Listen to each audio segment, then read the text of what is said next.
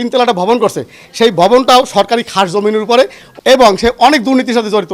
চাল ডাল বিভিন্ন কিছু এলাকায় আমরা মেম্বার, আমাদের কোনো মূল্যায়ন উনি রাখে না, জনগণ তো পাত্তাই দেয় না, আমাদের কোনো মূল্যায়ন রাখে না উনি। এই এলাকায় গরু চুরি থেকে শুরু করিয়া সম্পূর্ণ বেকুব, মানে এমন কোনো জিনিস নাই যে উনি চুরি চেষ্টা না করছে।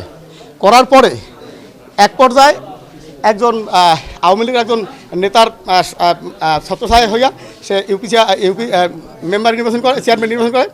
উনি চেয়ারম্যান নির্বাচন করার পরে উনি চেয়ারম্যান হয়। চেয়ারম্যান হওয়ার পর থেকে যত রকম দুর্নীতি আছে সবটাই করে। ইটের পাটা করছে, 100% জমি ওনার নাই নিজের, সমস্ত মানুষের জমিগুলো লুটপাট করে নিয়ে সেইখানে সে ইটের পাটা করছে, বিশাল ইটের পাটা করছে। কিছুদিন আগে একটা মহিলা খুন হয়েছে। হ্যাঁ, এই মহিলা খুন হওয়ার পরপরই ওই মহিলার যারা খুনের সাথে জড়িত ছিল তাদের জমি জমাগুলো উনি সব আত্মসাৎ করে নিয়েছে। এবং উনি যে স্টিমার ঘাট তিনতলা একটা ভবন করছে, সেই ভবনটাও সরকারি খাস জমিনের উপরে, এবং সে অনেক দুর্নীতির সাথে জড়িত।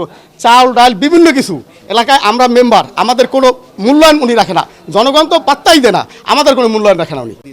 আমরা অনাস্থা দিয়েছি, সে আমাদের সাথে কোনো সমন্বয় করে না, এবং আমাদের পরিষদের যাবতীয় যা কিছু আছে সবগুলো সে আত্মসাৎ করে, তার নিজের মতো করে, আমাদের কোনো মান সম্মান দেয় না। এবং একই 2022 সালে আমার পরিষদে থাকা অবস্থায় সে আমার গালিগালাজ করছে, মা বোন তুলে গালিগালাজ করছে, এবং সে আমার বলছে তুই আর পরিষদই আসবি না, এরকমও ব্যবহার করছে। এরকম এতে আমাদের সব মেম্বারই উপস্থিত ছিল, প্রয়োজনে তাদের কাছ থেকে তথ্য নিতে পারেন, এগুলো বলে।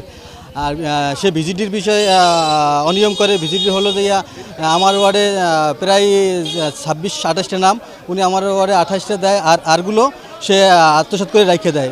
জেলে কার্ড আছে, জেলে কার্ডের বিষয়ে সে মাত্র 100 থেকে 200 শুরু করে, আর 355টা সে অনিয়ম করে নিয়ে যায়।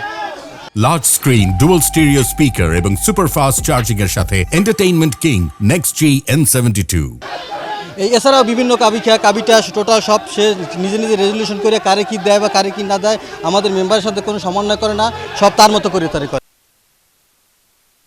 আজকের অভিযোগ যেটা নিয়ে তদন্ত চলে সেটা মানে এটা কোনো সত্যতা প্রমাণ নয়, ব্যক্তিহীন আমি মনে করি। যেটা তদন্ত কর্মকর্তা এখানে আছে সেই আপনাদেরকে বলবে।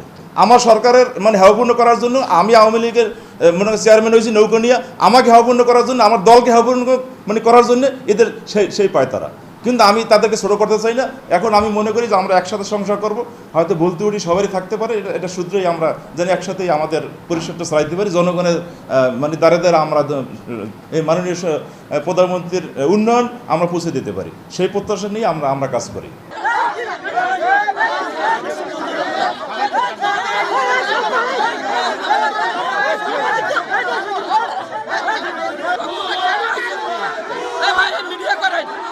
সন্ত্রাস বাহিনীর